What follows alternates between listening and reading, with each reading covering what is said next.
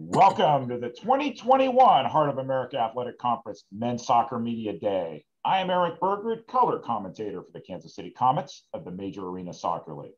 Today, we are joined by Graceland head coach Bryan Courtney. Coach, how are you doing today? I'm awesome. It's nice to meet you, Erik. Pleasure is all mine. So you've had a few days to work with your team and practice, looking ahead to the fall season. How's your squad looking so far? Well, we have a lot of new faces in camp this year, and as every team has, hope springs eternal this time of year, right? So we're very excited about the potential. We look at the best case scenarios and you think, okay, we have something good going on here, and of course, you have to manage things along the way, and things don't always go the way you plan. But right now, we're pretty excited about our potential. Very good. So, like some other coaches in the league, you have a special affinity for your school. You graduated from Graceland. Correct. And you've been around the program for a long time. How much does Graceland mean to you and your family? Oh, wow. What a question. It's been part of my life for over half of my life. And so, of course, I'm very, very passionate. It's one of the things that, I try to sell to my recruits when I'm asking kids to join our program. Hopefully my passion bleeds through in that conversation, how much I actually love this place. It goes well beyond, wins and losses and playing on the field. There's so much to this university that I love and that I hold dear and that helped kind of shape and form who I am as a man now, and I try and, pass that along to my players. And so, yeah, for sure, Erik, this is something that is so meaningful to me beyond just a vocation. For the fans watching, not only Yellow Jacket fans, but fans across the heart, tell us, what does it mean to you to be a Yellow Jacket? For me to be a Yellow Jacket, it's a holistic approach, right? As I mentioned already, of course, we're super competitive and we want to win as many games as we can. And a lot of these kids, they sign up because they want to play soccer, right? And school is kind of secondary in some of their minds. And so we have to kind of reprioritize once they show up here, but that's why a lot of kids come initially, right? And so the competitiveness that starts out here is something that is important, but it goes deeper than that for us, right? It's about learning life lessons. It's about becoming valuable citizens. It's about, like I said, that holistic approach to life. And so building lifelong friendships along the way is something that we emphasize very strongly. And I think it adds more value than just a competition can. I suspect, Coach, if I were to ask all your colleagues and peers across the heart, they would talk about a team first mentality rather than highlighting individual players. So let me ask you this. What are some team goals for your squad this season? Well, when we're looking at goals, we do a lot of goal setting, right? Both individual and collective goal setting. But when we're talking about team goals, always for us is to try and finish top 3 in the heart. That's always a goal for us. We know, everybody knows how strong this league is, right? And we believe if you finish 3, you're almost guaranteed a spot into nationals. And if you can do well in this league, you can do well at nationals. That's been proven time and time again, right? From several different teams within our league. If you win this league, you have a really good shot to win the national tournament. And so just finishing top 3 is an outcome goal of ours, but then, process goals that we have is just getting better every day, just improving both as people and as players. And then we set steps to try and achieve those goals as well.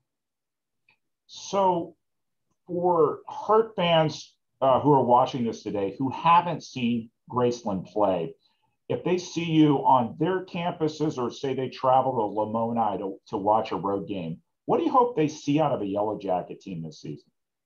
The first thing I hope they see is class. I hope they see respectful young men. And we talk about respect a lot, respect for the officials, respect for our opponents, and you can fight hard and you can battle on the field, but at the end of the day, our opponents are human beings just like us. And the reality is, if we met them in a different setting, we might be very, very good friends, And so learning how to respect people is something that we teach first. And so I hope that translates, to outside perspective, right? When people see us, they realize, okay, when we leave our bench, it's going to be clean. When we leave the locker room, it's going to be clean. When we interact with fans, it's going to be appropriate. So that's something that's very important to me, that people see us as a respectful, classy team. And then beyond that, hardworking. You know, I want the, you know, we're not always going to be the most talented. We do have talented players, but so do all the other teams, right? And so sometimes we're not going to be the most talented. And again, this is a coach cliche, right? But you can always work hard. And so I hope that they see us giving maximum effort 100% of the time. So you talked about your players. Who are some of the returners you hope lead the team this season? Some of the returners that hopefully will step forward and embrace more of leadership roles. I have a defensive center mid, Sean Pung from Australia, who is a key player for us. He's been a key player since day one when he arrived on campus, and he will be a junior this upcoming year. He's a really, really quality player, and he's a good person. The issue for him will be just being more vocal, you know, which is something that we've been trying to teach him to do, because he knows the game really well. And so when he sees things, he needs to be loud and vocal and organize the team. So he's probably the most important for us in terms of leadership. We also have a center back, Cristobal Ponce from Chile. He's also going to be a junior, a returning starter, a very good player, and a person that the players respect. You know, and I think that's important. If you're going to be a leader on the team, you got to have your teammates respect you. So those two guys in particular, I think will hopefully shoulder a big load of the leadership responsibilities within the team. Final question, Coach. If you had an opportunity to deliver a message to the student body at Graceland, to the parents, to the families of your team, what would you tell them leading into this 2021 season? What I hope that the fans and the families of these young men know about our program is that we are going to do everything we can to have an awesome experience. You know, in winning soccer games is part of that experience, and it's hard to have a good experience if you're not competitive and you're not working hard. So there's a lot of sacrifice that we'll do in order to achieve those goals, those outcome goals. But we are going to focus a lot on building relationships, on creating a team that we are proud of to represent the university. We talk about, you know, how we represent each other. We represent each other as family, as brothers, you know, on the field and off the field, but we also represent our core families. You know, how we were raised, you know, is we're representing them with every action that we have. And so we're hoping to represent our families, represent each other, and represent this university in a manner of respect and class. And I hope that they know that, and we work towards that goal. Coach, thank you so much for your time today. Good luck this season. Hope that 2021 gives you opportunities to get reconnected with the rest of the heart. Looking forward to watching your team play. Absolutely. I appreciate it, Erik.